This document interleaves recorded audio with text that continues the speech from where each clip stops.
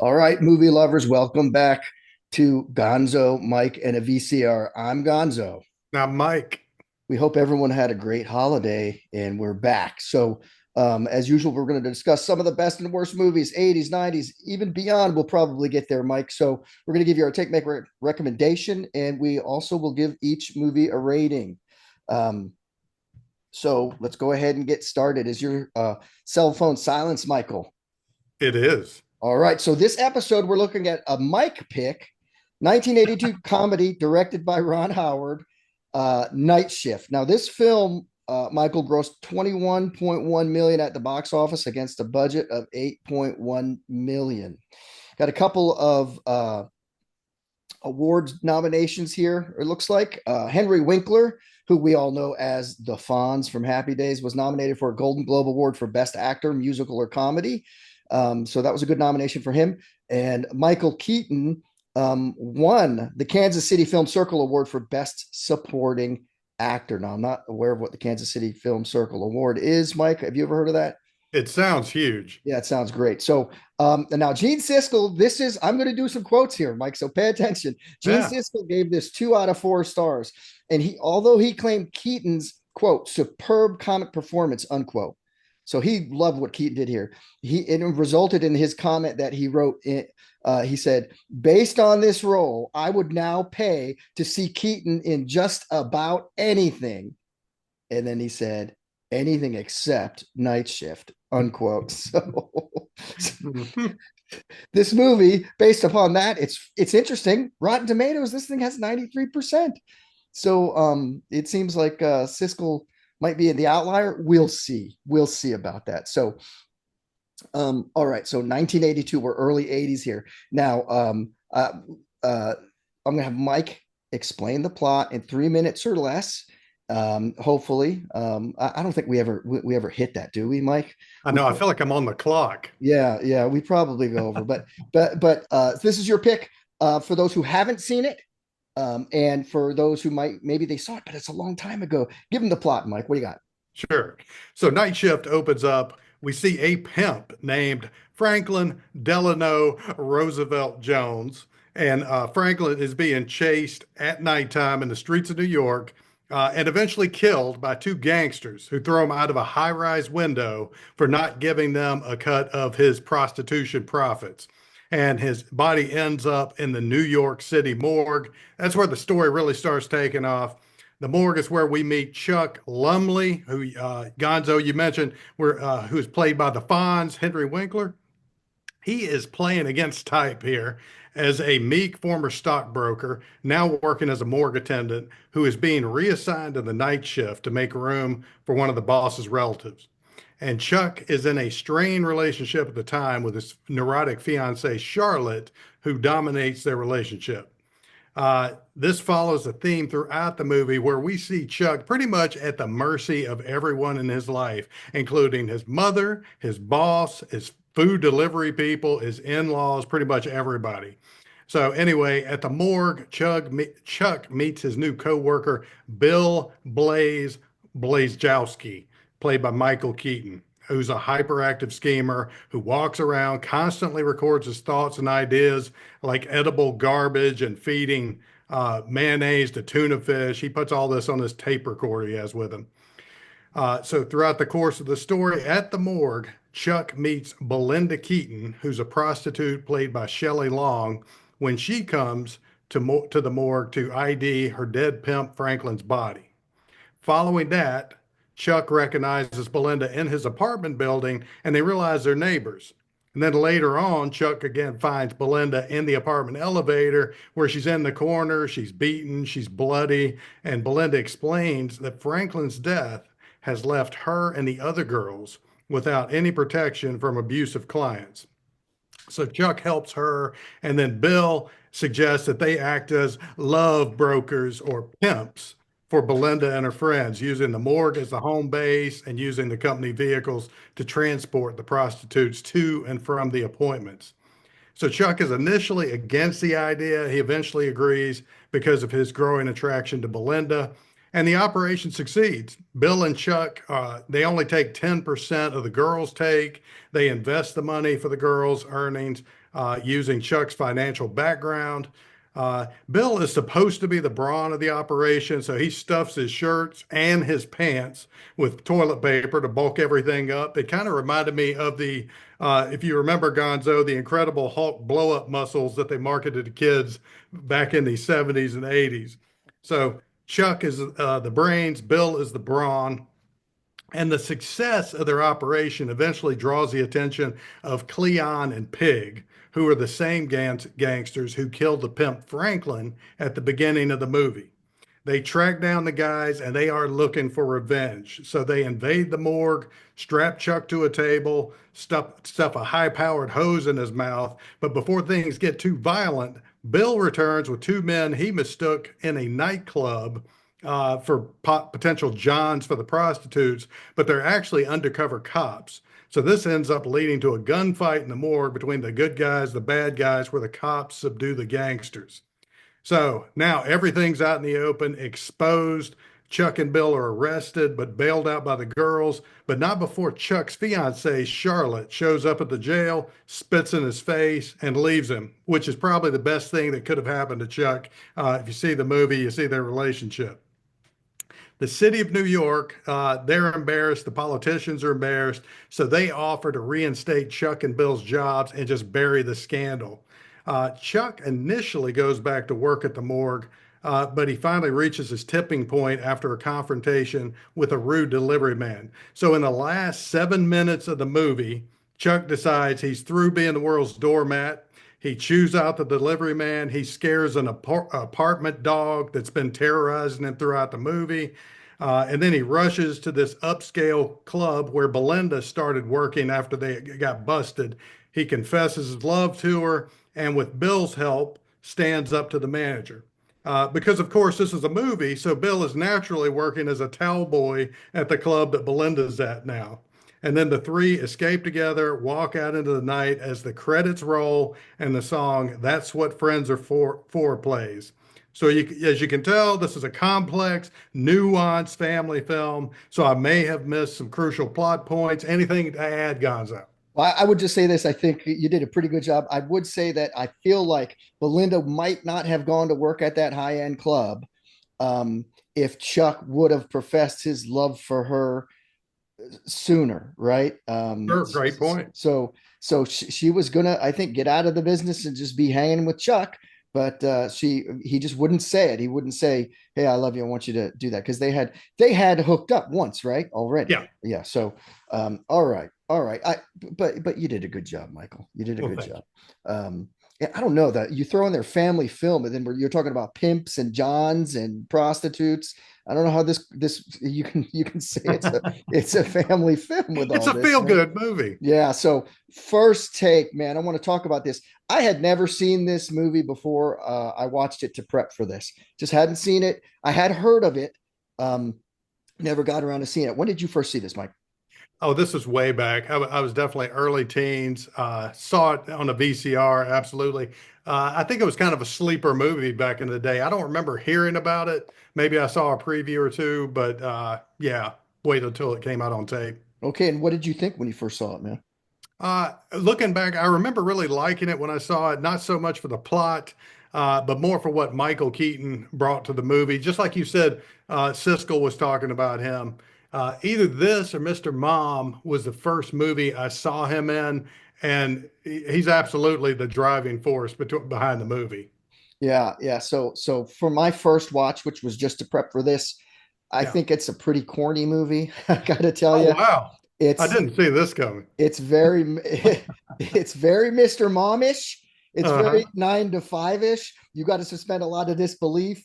I did feel like the story was sort of all over the place at times. Like, I know Ron Howard, this was not his first film he directed, but he was still a young director. And I Yeah, feel like at times it was sort of choppy. I'm like, what are we doing here? What's happening here? So I thought it was a little all over the place, but you have to suspend a lot of disbelief. Not quite as much as for Mr. Mom or 9 to 5, but sure. it's like leaning that direction for me, right? So, and you knew that would happen. You knew I would feel like that. I feel Oh like yeah, that's why you wanted me, you know, after the holiday and have this one to talk about to get me out of my good holiday spirit, right? So I'm that's not right. sure. Bring So you back. we're going to talk about the main characters. There's a lot of people in this movie just for a second, but there's really just a few main characters that get a lot of screen time. So that's who we're going to talk about. We're going to talk about Chuck first. You already mentioned him, Henry Winkler. This is the Fonz. Um, how did you think he did here? And what did you think of his character, Chuck? Yeah, I mean, you got to say he's a very likable guy. You can't imagine not getting along with this guy, but he's got an incredibly depressing life. Everybody and everything is dominating Chuck, taking advantage of him throughout the movie, up until, like I said, about the last 7 minutes. Henry Winkler was still playing the Fonz at this time. I'm guessing he took the role specifically to play against type because he could probably see Happy Days isn't going to go on forever. And if this is all people can see me as, probably not going to have a lot of roles. Plus, I'm sure he was still good buddies. I think they're friends to this day. Ron Howard. So you got Opie directing the Fonz in this movie. Uh, other movies Henry Winkler's been in, Lords of Flatbush, and of course I have to give a nod again to the Fonz because Happy Days and Lords of Flatbush started off same year, 1974. I feel like they probably saw Henry Winkler in the role in the Lords of Flatbush because he essentially played the same looking character in Happy Days. He also played Coach Klein in The Water Boy. He was in Arrested Development. And I wanted to bring up a movie to you because here's another one. You got to go back and watch this. I know your wrestling background. He played in a movie, I can barely remember this, 1978. I saw as a kid, probably on the late movie, the one and only, where he played a professional wrestler called The Lover. Really? Yeah. Oh, geez. Well, I don't like that type of wrestling, Mike, but Oh, I know. I know. But so yeah, this is like I even though he's the Fonz when I look at him, he's believable as a Yeah. quiet, nerdy guy. He pulled it off well, even after all those years as the Fonz. He pulled it off, and it was like if someone said there's going to be a role and Henry Winkler's going to play, and he's going to be the type of guy that gets stepped all over, taken advantage. You'd have been like, no, that can't happen. He never because he was like his role in Fonz was so big, and he was like the tough guy and everything. Yeah, I remember from him from Lords of Flatbush, of course, Happy Days. Even when Happy Days got to its final stages and was so stupid, like when he remember he jumped over like a great white shark or something on Oh, water yeah. skis or something. He was in a horror movie. Was this like I Know What You Did Last Summer or something like that? He was in one of these type of movies. Um, Okay. Kind of a secondary role, maybe. yeah, secondary role. So I Yeah. think he was like the principal or something. I'm not sure, but he's done a lot of stuff. But he's mainly the Fonz. But he pulled it off. And I don't know if he talked to Ron Howard and said, hey, like I don't want to be typecast so much, and trust me, I think I could do this. Yeah. Because I would think Ron Howard would be like, nah, you can't pull this off, man. But he did a good job, and Ron Howard. And I just every time I mention Ron Howard, I think of when he was on Saturday Night Live many years ago when Eddie Yeah. Murphy was still on Saturday Night Live. And Eddie Murphy was like, "Oh yeah, I remember you. You play Opie Cunningham." And he was like, "No, no, it's Opie Taylor and it's Richie Cunningham." And he was like, "Yeah, yeah, Opie Cunningham. I know." Uh-huh. Like so Eddie Murphy just like was funny as hell in that. Oh, yeah. So yeah, yeah. So Henry Winkler did a good job. We're going to talk about Bill Blazejowski, Michael Keaton. This is a funny character. He's a little bit over the top for me, a little bit too funny. He's almost overwhelming at times. Like I'm like, okay, like I couldn't stand in the room with this guy for too long because he's too much. I mean, Keaton pulls it off though. Like you could actually believe that he's really like that. I don't know if he is or not, but I mean, he's a good actor. He plays this type of role really well, really well. But man, it could be overwhelming. Of course, we remember from him from Mr. Mom. He was in Batman with Kim Mhm. Basinger, and this one from way back, he was in Pacific Heights. And was not this with Matthew Modine in that one? I think in Pacific Oh Heights. yeah, yeah, Yeah, that's right. so there's a connection to Vision Quest, right? And then he was in a movie I saw when I did work at the movie theater before I was fired. That's another story, right? But Mhm. a movie that came out then was Gung Ho, and Yeah, that was where he was like. It's funny. That's very similar.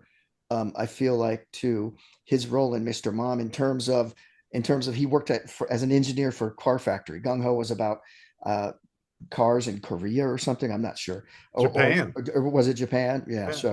Yeah. Yeah, he's a funny guy. Just a little bit too much for me sometimes in this one, but he's very versatile. As seen from all these movies he's been. How'd you think Bill Blazejowski was here? No, totally agree. He was absolutely my favorite character. He had the bulk, I'd say 80% of the best lines. And if you're like me, I'm guessing he probably improvised most of them. You mentioned Mr. Mom.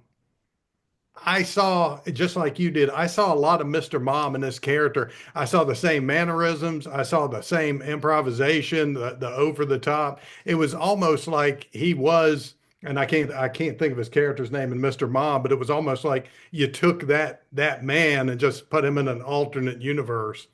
Yeah. No, Um, he did a good job, man. But I totally agree with you. If you think about actually being around that type of person, it's entertaining to watch. It would be exhausting to be around somebody like that, like 8 hours a day at work or in your private life. The only other movie I would throw out, and this is like a deep cut for Michael Keaton, if you can use that term with movies, Johnny Dangerously Oh, okay.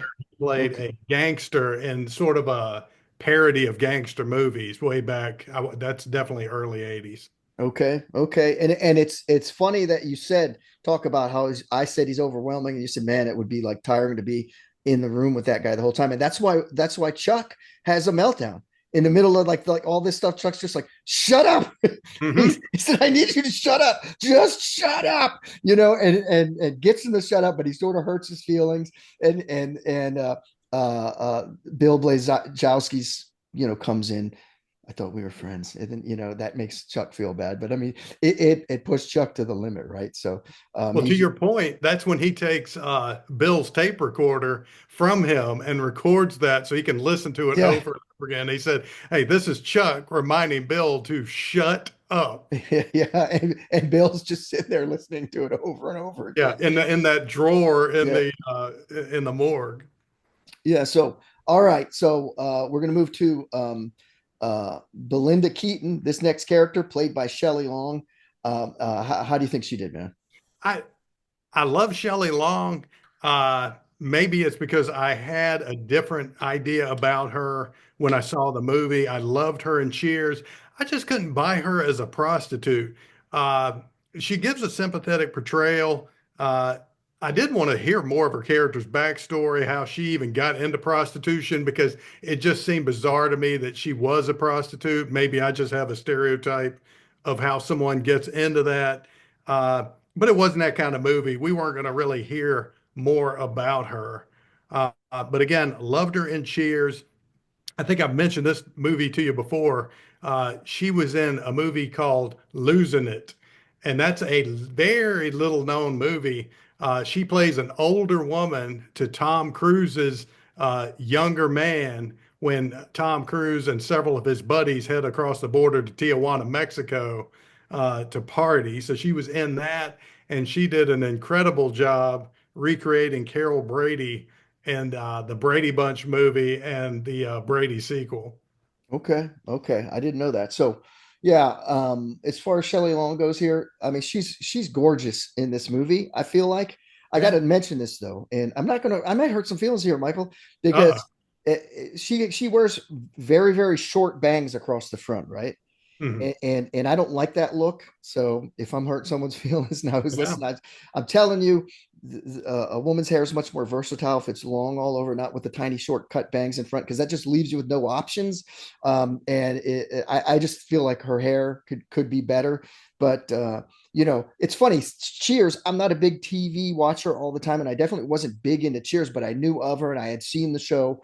But Mhm. I wasn't like a regular for watching Cheers, just like those guys are regulars in the bar.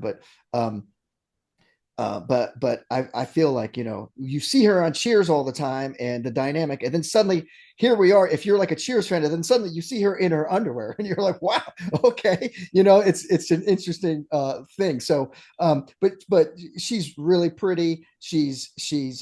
I think she does better here than in Cheers. Just how she's acting, and it just seems like the way her character was in Cheers was just a certain way, and there's the dynamic between her and Ted Danson, right? But I think she did nice work here. Well, And you brought up a good point because when she was cooking breakfast in her underwear, I yes, loved the way you could tell that Chuck was brought up. He was sheltered. He didn't have a lot of experience with the ladies, so he's looking at her. Then he's talking to his fiancee on the phone, and he's practically hung up the phone when he says, "Yeah, I love you too." yeah, exactly. So, and then she has to get up on the shelf, and she's reaching all over the place, and in her underwear, and he's like just like stunned, right? So, yeah, she does a good job. But Yeah. all right, so there's only if you take 90% of the lines in this movie, of the spoken lines, it's those three characters plus this last one. Everyone else has like a line or two, right? And then they disappear out of the movie. So, want to talk about the last person of the four, sort of. She's not a main character, but those three we covered are the main ones. But Charlotte Kugel, this is Chuck's fiance, played by Gina Heck. Now, she is so annoying in here. Like you said, what did you describe her as? Like overbearing or something? Yeah, she's it's weird because she's got this duality where she's domineering, but she's also insecure and neurotic, and she needs constant validation. Yeah, yeah. And I mean, she's the character is so annoying. That's what I'm saying. This person did a good job in their role, a great acting job, because I was like hating her. Yeah. I was like, she just needs to go. Why is he with her? She's so weird like they're trying to have relations, and he's got to go check the apartment, and I mean, just she's so annoying. And yeah, you said it right. Chuck, best thing could happen to Chuck is she's out of his life. I know I have seen her other places. So she did a good job, had a small role. She makes you annoyed. But I know I've seen her in other things, but I can't think of a thing now. So what do you think about how Gina Hecht did as Charlotte Kugel, Chuck's fiance? Yeah, I would totally echo everything you said. She did so good at the role. I didn't want to see her in anything else because since that was the only thing I'd seen her in up to that point, I'm like, this is who she is to me. And especially when you and I were growing up, it probably isn't the case as much anymore. But even though people intellectually understood that these characters they were watching in TV and movies were fictional, they were acting a role, people tended to project those characteristics if they had only played one kind of role. Like Henry Winkler, up to a point, was the Fonz. And even though you knew it was a character, if you had ever met him in real life, you were expecting the Fonz. It doesn't matter if that's a character or not. So I saw her and I said, okay, I don't want to see her in anything else. But I'm with you. She has been probably in dozens and dozens of supporting roles in terms of movies, TV, just nothing specific comes to mind, Yeah. but she definitely had a long career. Yeah, but definitely good, like a good actress to pull that off. Because I mean, both of us just hated her, and so that was what she was supposed to be, So great person for that role. So all right, so what's your favorite part or scene here? There's a lot of, like I said, this movie sort of is all over the place at times, jumping from thing to thing here. What's your favorite part? Your favorite scene? What do you think?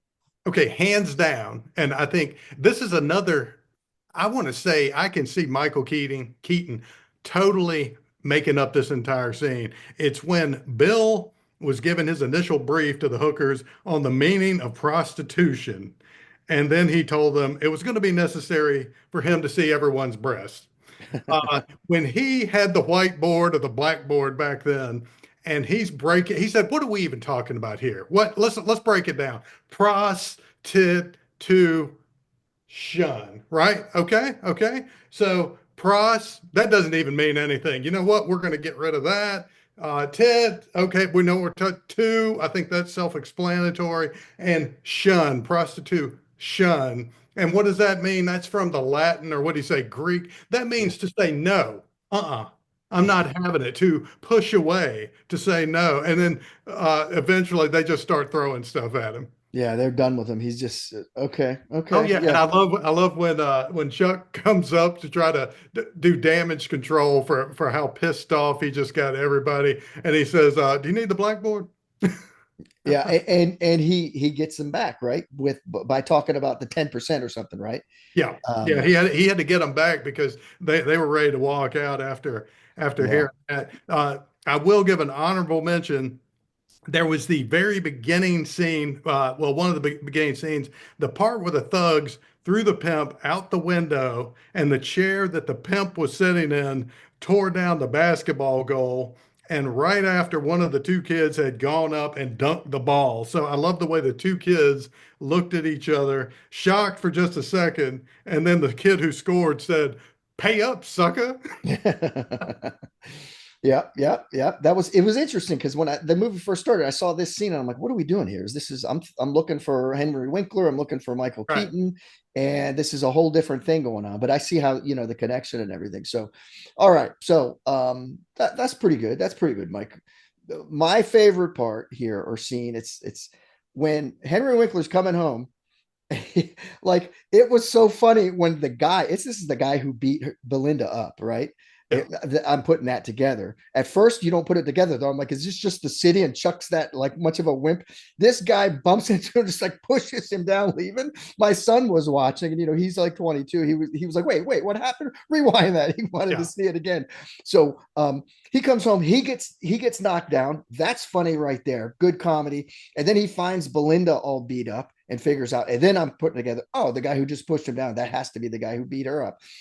Yeah. And then the funny part when the elevator opens up and he's going to help her, the bluebirds, these little, it's like Girl Scout things, right?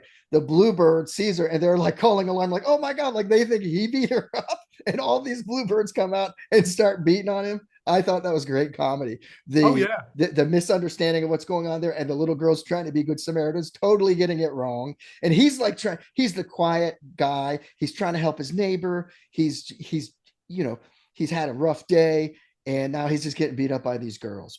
So And I thought that was a great scene, that whole segment.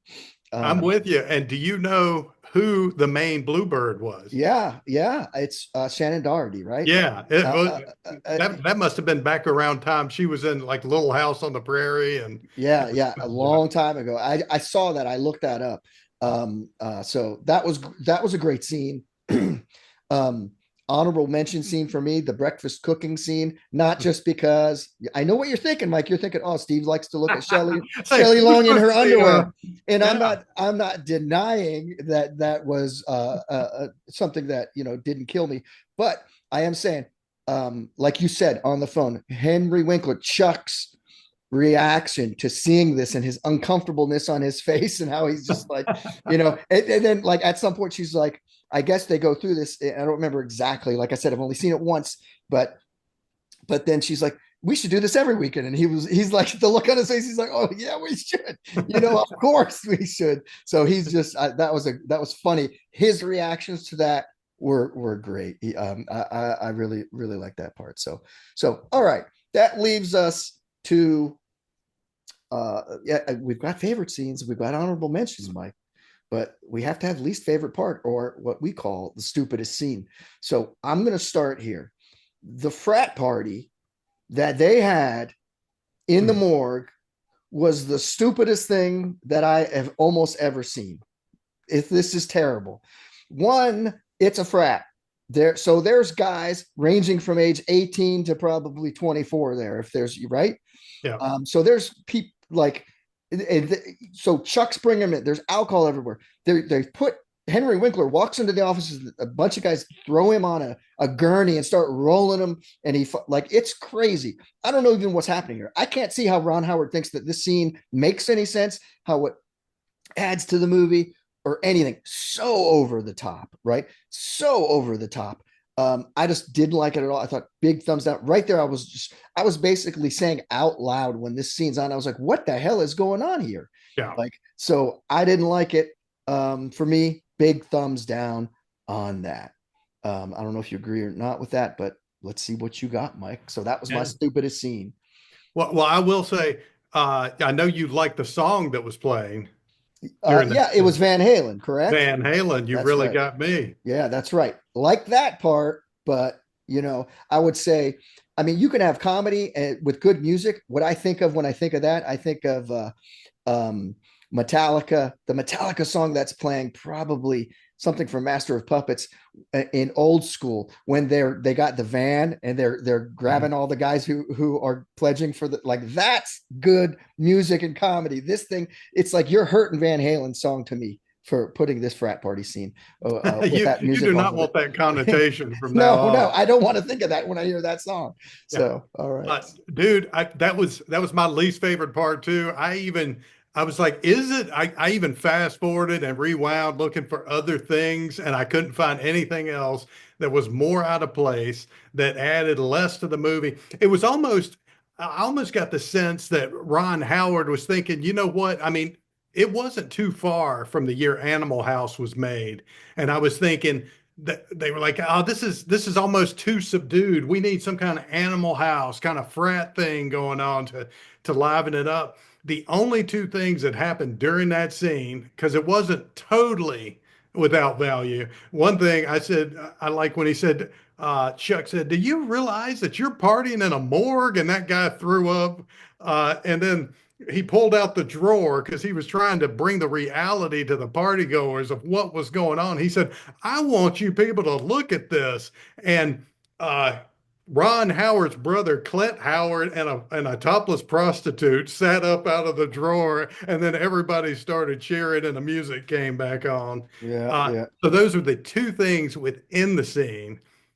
If I had to say one other thing that was either stupid, my least favorite part, I didn't like, I actually liked the theme song, The Night Shift by Quarter Flash. Uh-huh. What I didn't like was the way they took this cheesy instrumental version, and almost every other scene they were weaving that horn and instrumental throughout the movie. That I found that to be a little grating.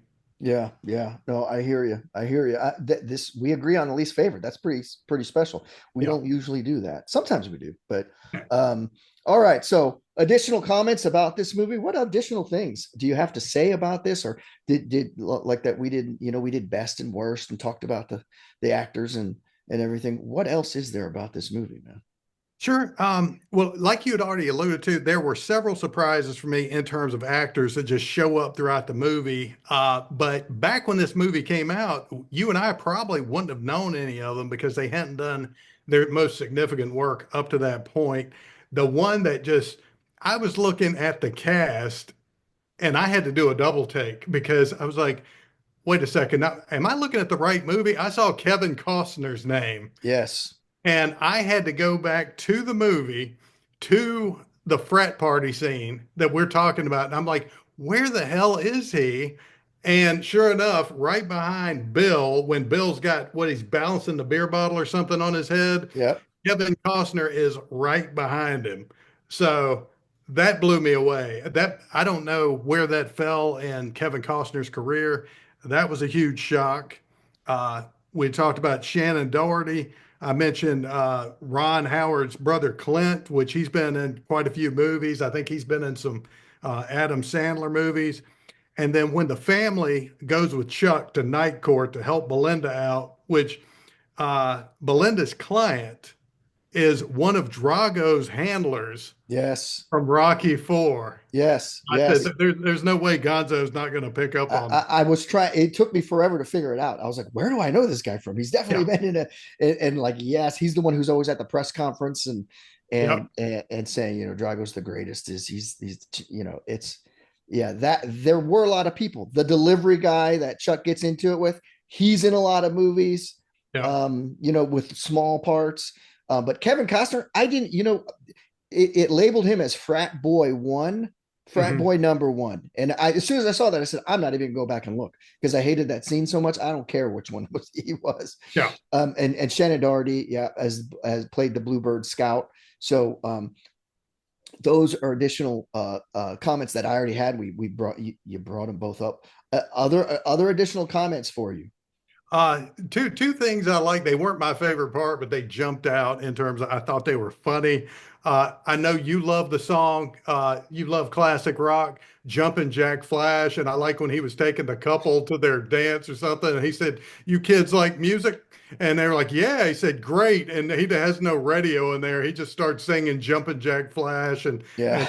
doing the guitar. Yeah, and then later when he buys the car, the Cadillac or whatever it is, he's playing it on the radio. So That is a good point. I yeah, totally missed that. yeah, because I was like, wow, he's just singing that. That's pretty funny. And then they're playing again, so it's like his favorite tune of the time, probably or whatever. So that was cool. I want to talk a little bit. And I don't know if I have it in my notes somewhere else, but I'm bringing it up now when I talk about additional comments. Yeah. Um, I don't know where it fits in or why it fits in. The dog, like there is this Yeah. dog that looks like a lab, and anyone who's a dog person, I consider myself a dog person. I've owned German shepherds, I've owned labs, I've owned mixed breed rescues. um, Listen, like that is not the kind of dog, the breed of dog that would be mean and vicious. No. That dog would want to just come up and lick you and get petted, right? So Mhm. but anyway, this dog in, I don't know whose it is. It's he comes really close to getting bit by this thing. This is Chuck coming into his apartment, and this dog is chasing him down. And I don't know if that's just Ron Howard trying to say, let's do this because it'll be funny and it'll hammer home that Chuck gets it from all sides, right? Yeah. I don't know. So He's a target. there was probably three scenes, twice where he's got to avoid the dog. um I'd barely get into his apartment at the time because this dog's just like growling and chasing and sliding on the tile. If it didn't slide on the tile, like it probably would get him, right. And then at the end when he tells it to go home or whatever, shut up and go home or whatever. And Uh, you remember when even when he was rescuing Belinda at yeah, the elevator and he finally got out of the elevator closed, and then you can hear the dog yeah, attacking him from outside the elevator. yeah. I mean, I don't know why.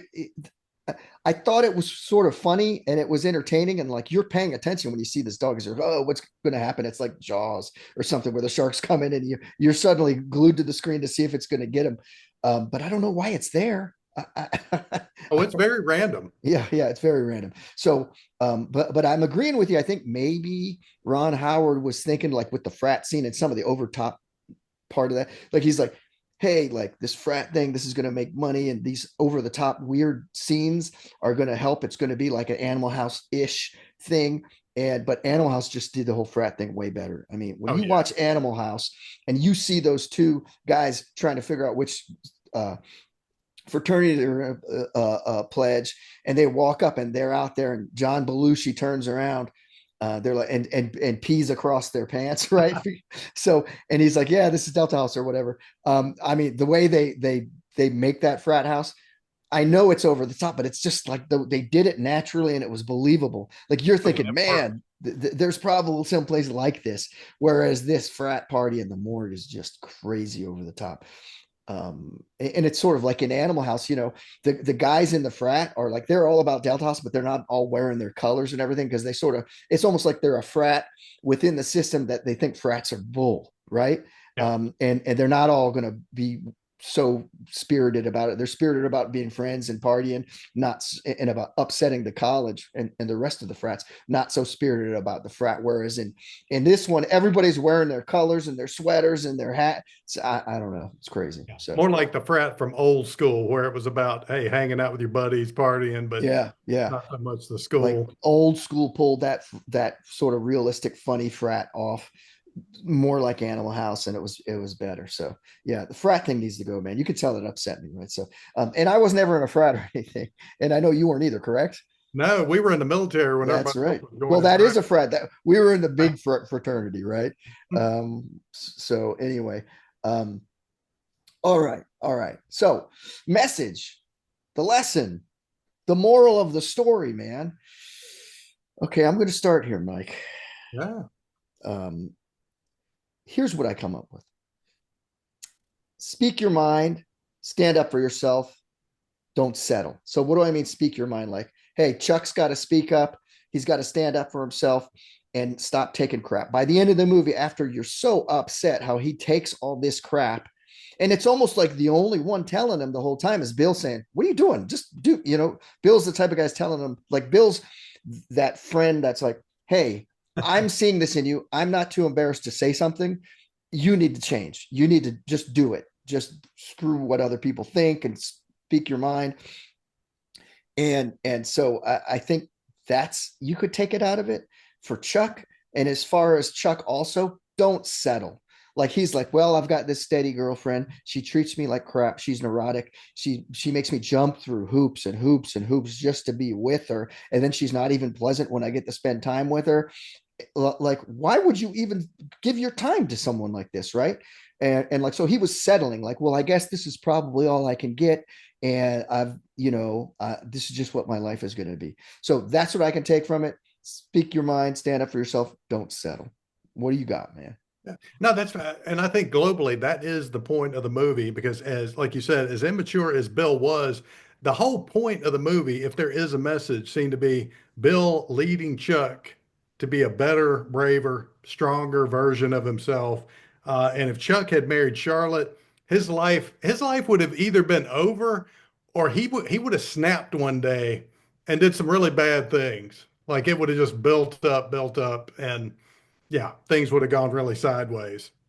Yeah. So yeah, imagine if he marries her, like her parents, they showed them very briefly. They're stodgy people, he's I loved the wife when she was sitting on the couch and she had the hair very traditionally done and she was just sitting there very quiet, looking straight ahead, and the dad is trying to dominate the room and uh Yeah, and Chuck's trying to say, like he's like, I got to loosen these people up. He was like, hey, you want to drink? And he's like, we don't drink, or something. Like he can't do This anything. so and so and I do not drink alcohol. Yeah, so they're not only not going to loosen up, but they're telling them that we're superior to you because you're clearly drink alcohol and we don't. So, oh man, what a mess. So, all Yeah. right, all right. Anything else on the lesson, the moral of the story? No, I think you nailed it.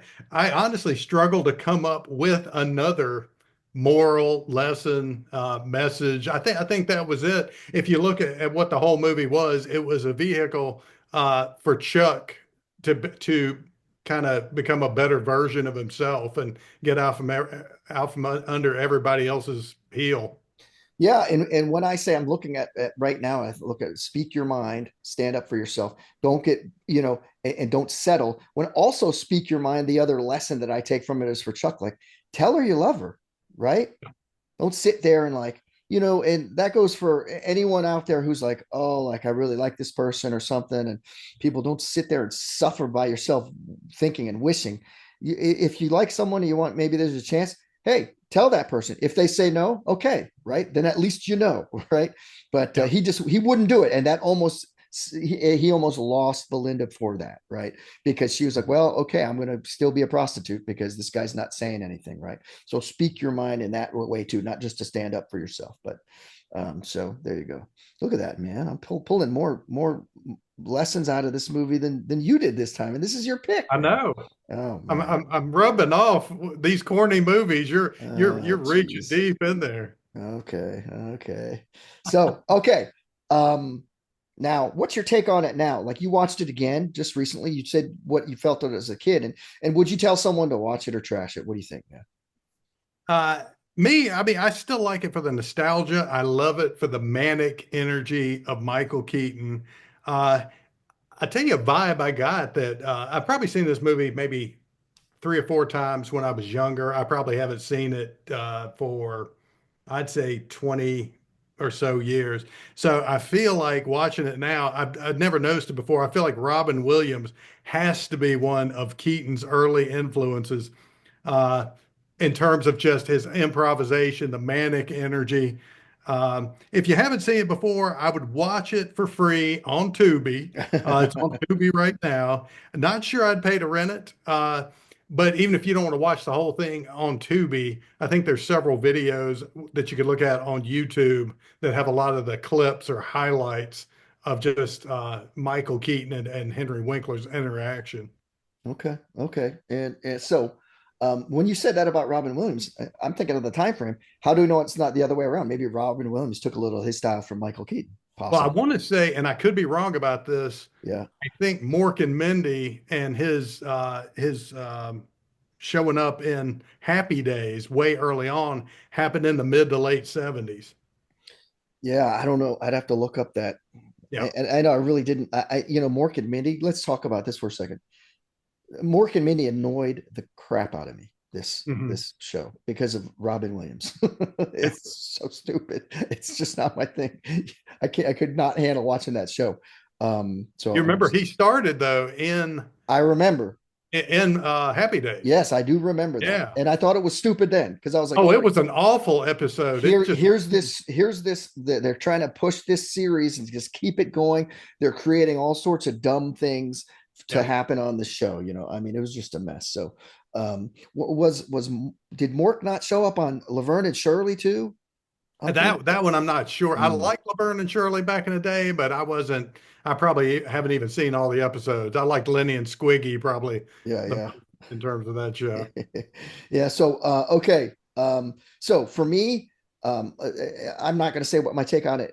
My first take on it. Really, I said it was corny early. It's got some decently funny parts. It's too outlandish for me. I would say watch it once. I watched it too for free on Tubi with commercials. Um, Yeah, and we need to get Tubi as a sponsor. yeah, yeah, there you go. So I would not own this movie. this movie this movie would not be able to exist in my house. I just can't have it happen. You would Um, pay to have it taken out of your collection. that's correct. That's correct. And I mean, it did have its funny moments. Yeah. And then again, here's in my notes, it comes up. We already talked about the scenes with the dog. I don't know why that's there. I don't know how that's like Ron Howard. I'm starting to be concerned for him with the frat scene and the dog scenes, concerned for his like mental health. Like, is he okay here? I can imagine all the actors and everyone working in it. And when he's directing saying like, what are we doing here? But anyway, hey, he did direct some decent movies Oh, down absolutely. the road. Yeah. So I would say watch it once. I wouldn't own it. And so you won't have to trash it because you're not going to buy it. So Yeah. there you go. So, all right. So we want to give this thing a rating, Michael. I'm going to let you go first because this is your pick.